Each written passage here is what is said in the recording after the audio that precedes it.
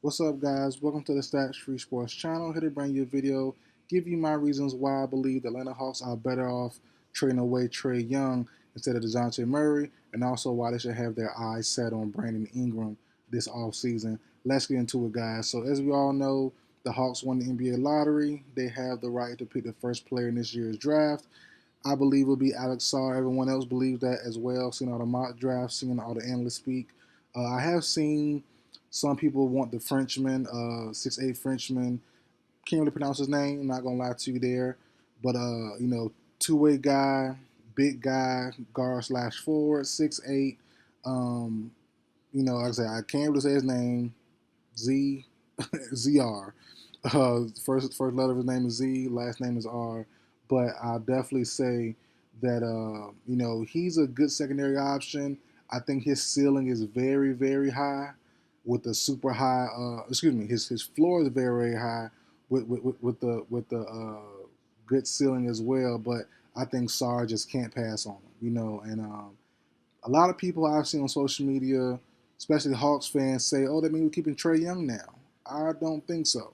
I still think that the Hawks should trade Trae Young, especially over the Jonathan Murray, because I don't believe Trae Young.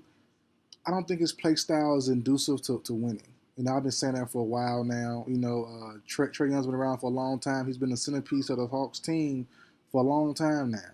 And his best years came a long, long time ago. What year was it? 2020, 2021, right during the bubble, right after the bubble. He had that spectacular run with the Hawks. But after that, it's been really nothing. And that year was magical. Whatever year that was, I think 2021 maybe. And he was great. The team was clicking. Everything was going their way. And like I said, ever since then, they kind of really been going downhill. Hasn't really risen up, but kind of just been going downhill since then. Not a nosedive off a cliff like that, but it's just been trickling down, down, down. I did think the Murray move would have been better.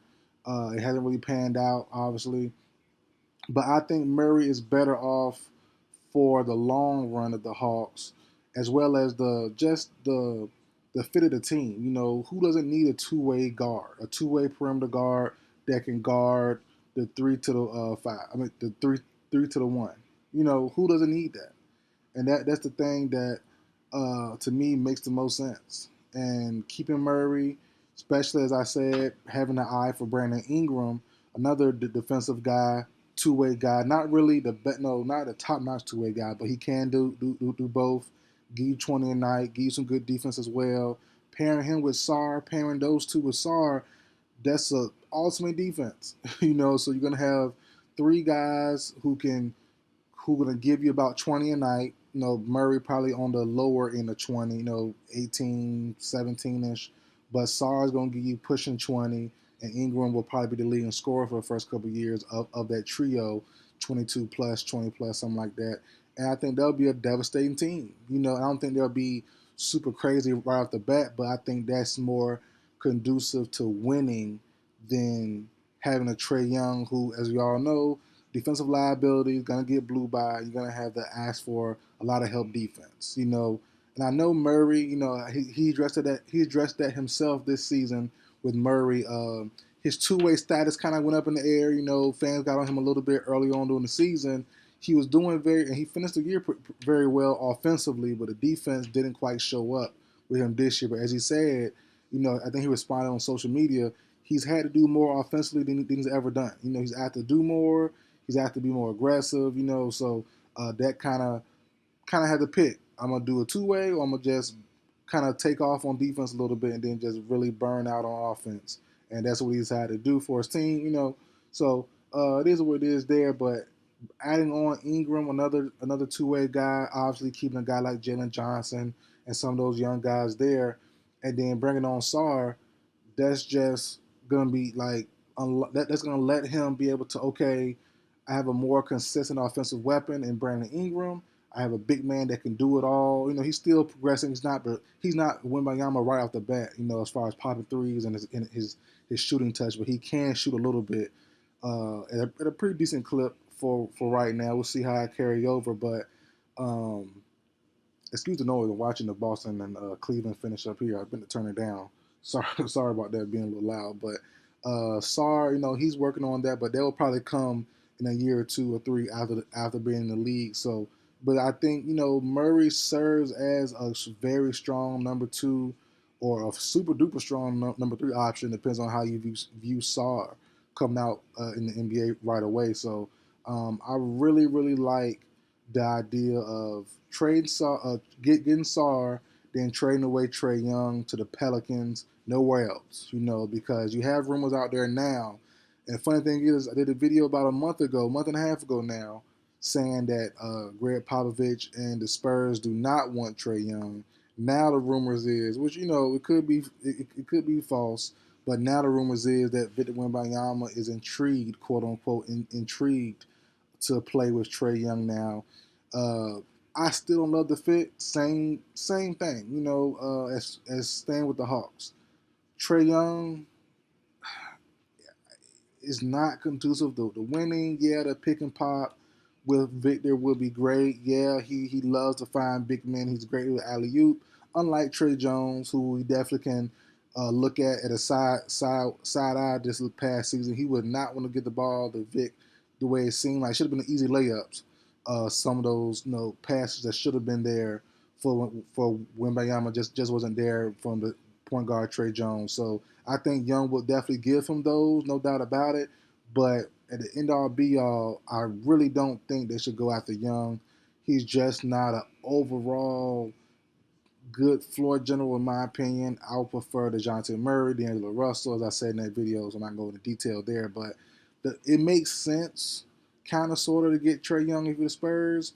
But for the Hawks, what you gonna get back? Keldon Johnson, Devin Vassell, Trey Jones? Like, no, I don't. Zach Collins. I don't want none of those guys. Give me Pelicans. Give me Brandon Ingram. That's really about it. Who I can really see as a pretty good even swap that will help the team the best on the long run. If you give Trae Young to the Spurs, I think the Spurs easily win that deal. Even though I don't love Trae Young with the Spurs, but as I said, him and Victor will be a pretty good fit off the bat. Just as far as Trae is willing to give him the ball, picking pops, pick and rolls, all that good stuff.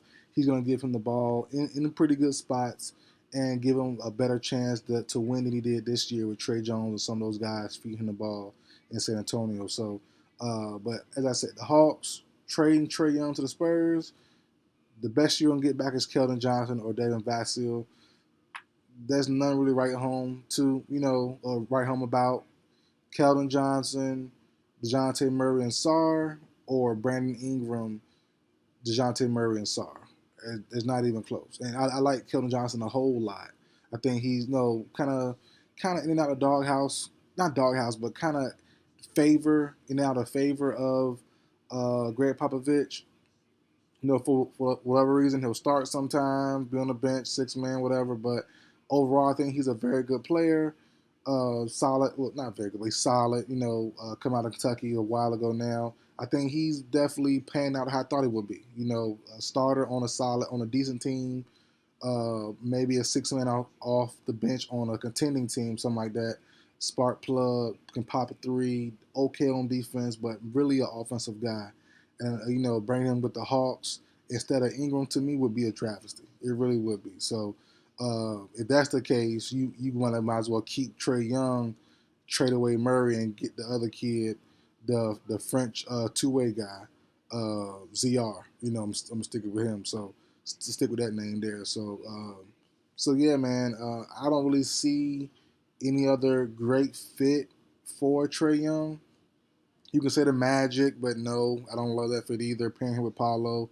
Uh, Lakers, I never really thought that was a fit. I did a summer ago, but that's definitely changed since now. I don't really love that fit either.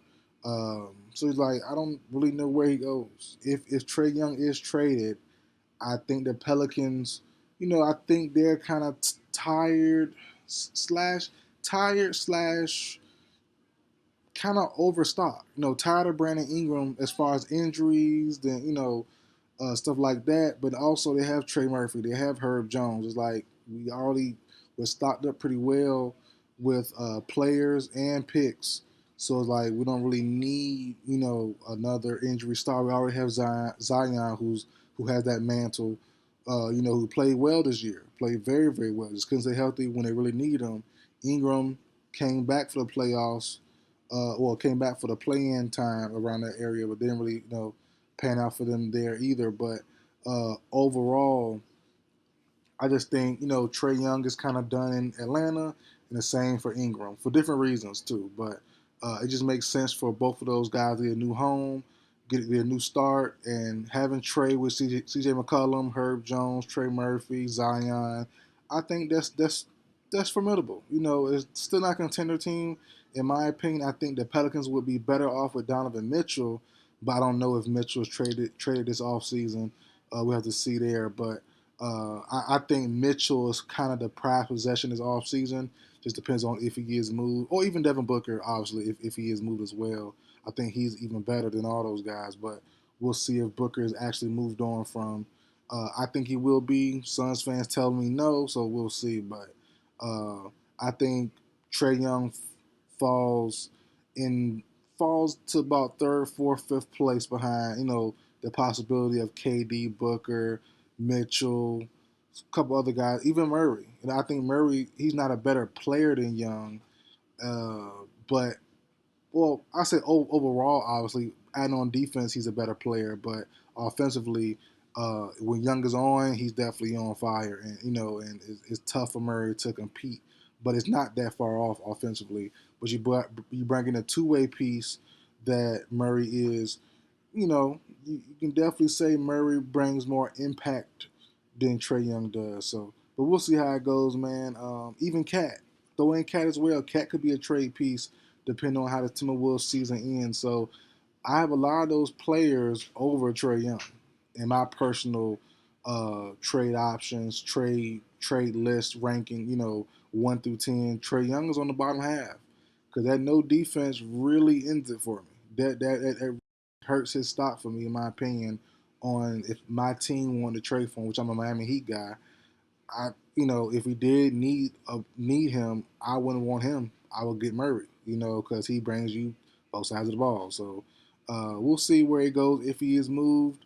But I do expect Trae Young to be moved on from instead of Dejounte Murray this offseason. I would preferably hope the Hawks prefer Ingram over anybody else, unless it's someone crazy, Booker, KD, which is probably not going to happen. LeBron, probably not going to happen.